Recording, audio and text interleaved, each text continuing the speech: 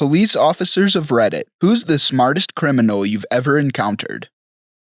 I worked with this one guy who had a lengthy record. He had a system for getting released if he got caught. After committing a crime, if the police were in pursuit and he knew he was about to be cornered, he would act insane. His girl would play along with it, telling the police that he was off his medication. The police would arrest him, but then send him to a mental ward with papers instructing the ward to release to police once he was cleared. Once he was in the mental ward, he would cause a distraction that would make the person attending the desk with the file cabinet to leave said cabinet. He would then crawl to the file cabinet, look for his release to police papers, and then would literally eat the papers. When the psych evaluators decided that he was stable enough to be released, there would be no instructions to send him to the police, and he would be released to the general public. He did this about 10 times until police officers noticed him back on the streets. This stunt forced the state to change their procedure for detaining mentally unstable suspects.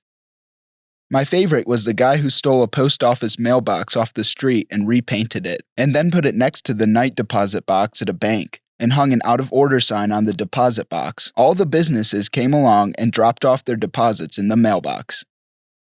A guy I went to high school with had been stealing from Walmart in a pretty clever way. He would grab video games, MP3 players, beer, etc., and throw them away in a trash can in the garden section. The workers never checked the trash contents, and he would just wait, sometimes 5 hours, until they emptied the trash in the back dumpster, and hop in to get his items. Once he took a cardboard box from a display inside, filled it with video games, a PS3, and extra controllers. He grabbed some tape and pens and drew all over the box and taped it up to make it look used and tossed it. An hour later, he had a whole new PS3 and a stack of games.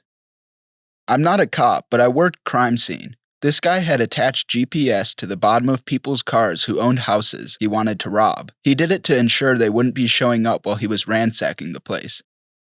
I heard about one person that pulled a shoplifting scam on a large, popular, and well-known U.S. retail store. They walked in with some cheap nylon product to get one of those "I walked in with this" stickers they used to put on returning merchandise. The sticker was easily peeled off the product undamaged. They walked to the electronics department, grabbed an expensive box off the shelf, and went to customer service. They placed the sticker on the big box and asked if they could return the item without a receipt. Unfortunately, no, not without the original receipt, they said. Dang it, and they walk out. Customer service even gave the doorman a thumbs up, having just interacted with the customer. This took place before the widespread inventory controls and cameras absolutely everywhere. This was in the late 90s to early 2000s. A guy in my dorm came to school solely to deal drugs. He took out student loans, registered for a bunch of 300-person freshman survey courses where he would never be missed, then literally never went to class. All he did was go to raves and concerts and keggers and sell party drugs. After the first semester, he was suspended. He wrote the usual "I was young and dumb and in over my head" sob story, and got put on probation for a semester. So he had a repeat of the fall. At the end of the year, he was kicked out and didn't care. He made something on the order of $150K in return for about $8K in student loans to cover a year of housing and tuition. So as far as I know, he was never caught. It may have been a short-sighted maneuver in the long run, but in the short run it seemed fairly genius to effectively use federal student loans to start your drug business. Working in a home improvement store when younger, this guy came in, went to the snowblowers, took one, and went to the return desk. Said he wanted to return it, but had no receipt. They told him you need a receipt, so he says, "Okay, I'll be back," and wheels it off to the car, through the front door. He did this a few times apparently. A couple places even helped him load it back into his car. Most of them are really stupid, so this guy isn't a criminal mastermind, but here goes. He wanted to rob a jeweler on our city's main street, so he found out the flat besides the jeweler's was empty, and he hid there. For 2 weeks, he triggered the alarm on purpose several times a night. Massive headache for the police and the business. We turned up to see nothing there, nothing on cameras, thought it was just a fluke, so the jewelers turned off the alarm system and said they'd wait until the morning to get a new one installed, or that one rewired, because something wasn't right. As soon as he heard that, and the police leaving, he tore down the wall. He'd already been working on this apparently, and robbed the place, taking his sweet time. Escaped without anyone noticing anything for hours, until the jewelers came back in the morning. Then he tried to resell something he stole, which had a serial number on it, and got caught. So not that smart after all. Good effort though. There's a golf course/country club in my town that has a PGA tournament scheduled in the next couple years. They have a guy repeatedly breaking in overnight and just lounging around and eating food, all on camera. The club refuses to report it so they don't hurt their chances of the tournament coming.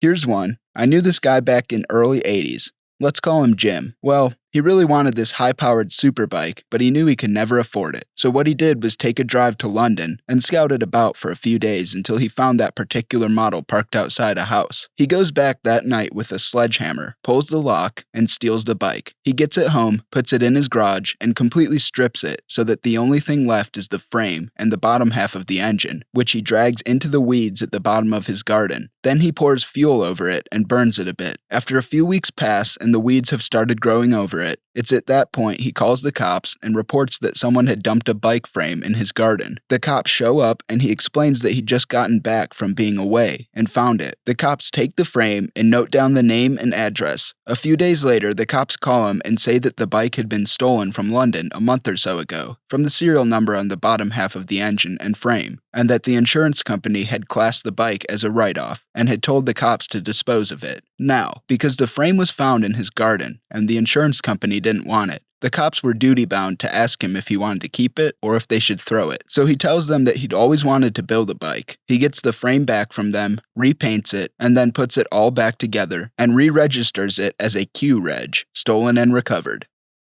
A French thief who spent 10 years in prison became a comedian when he got out. One of his stories: finds a building, goes in, chooses a floor, and transforms the exit door into an extra apartment, puts the apartment number on, fake lock, welcome rug, etc. Puts an iPhone for sale. The person comes to buy it. He opens the door in a shower robe and says, "Give me 1 second. I'm just gonna count the money." And poof, he's gone from the exit stairs.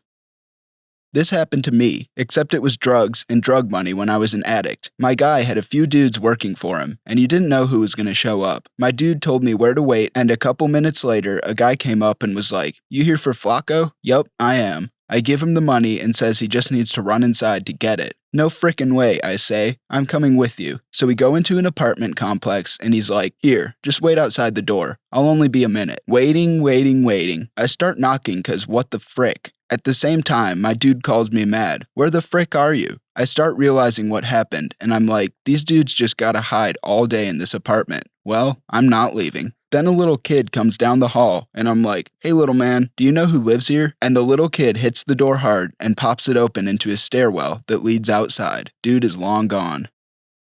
A friend of my brother moved to Israel, where for a period of time it was/is acceptable to drive with an American driver's license. He was pulled over for speeding, and when asked for his license, gave the officer his Costco card. Costco is a membership-based retail warehouse in the US and a few other countries. The exchange apparently went something like this. "Costco? What is Costco?" "It's from the state I'm from." "That sounds made up. There are lots of states you probably haven't heard of. Have you heard of Arkansas? How about Idaho?" "I guess not." "Well, I'm from the small state of Costco." The officer didn't have a response and wound up writing the ticket to someone with a Costco driver's license. Friend framed the ticket and still has it hanging on his wall. One guy would print barcodes, bring them into Home Depot, and stick them on merchandise in the $100 range. When scanned, the items came up at the $10 range. Putting random barcodes on things isn't really illegal, and super hard to notice. Guy 2 would come in an hour later and buy the underpriced stuff. Complete plausible deniability. They would then sell the stuff on eBay. Only reason they got caught is because the guy with the barcode printer/software cut the second guy out of the operation. So guy 2 stole a bunch of barcodes, put them on the merchandise, and paid for it immediately afterwards. He then proceeded to rat on the first guy and spilled the beans they had been doing this on a weekly basis for over 4 years. Because we could only pin the one case on him, the burglary was dropped down to a petty theft, and he walked away with a few days in county and a small fine. Dude probably took Home Depot for tens of thousands over the years. I have a friend who is no longer a criminal, but committed crimes for about 15 years and never got arrested or even investigated. Some of his highlights: growing weed in a shed on his neighbor's property. The neighbor was old and never left the house. Buying a building under a fake name, taking out huge loans against it, getting money, and burning it all down. Sold fake raffle tickets to a raffle of stuff he never had and never raffled. I can't remember how many times he pulled that scam, but he bought a new car with the money. He moved a bunch of times because people would suspect him of being a con man. His dad was in jail for similar stuff, but he was never even questioned by the police about any of it. Now he has a family and a normal job. Not a police officer, but was an RA in college. My university owned all the houses adjacent to campus. They were run like dorms, with RAs and the same rules, which included a very strict no alcohol policy. It was a privilege to live in the houses, and priority was given to upperclassmen who were more likely to bend that rule because they were of age, and it was harder to police off-campus in houses. There was a student who went around knocking on doors saying something like, "I'm an RA, and the housing director sent me for health and wellness checks." She'd find their booze, take it, and following up with how she's doing them a favor by just giving them a warning. She wasn't actually an RA and was just keeping the booze for herself. The only reason she got found out was because she did it to an actual RA. The RA was male. They kept men and women housing separate and just assumed he didn't know her because of that. It was only a week later he questioned why they had a female doing wellness checks on male housing. They did an investigation and asked other residents. Incidents dated back previous 2 years. Never found out who it was.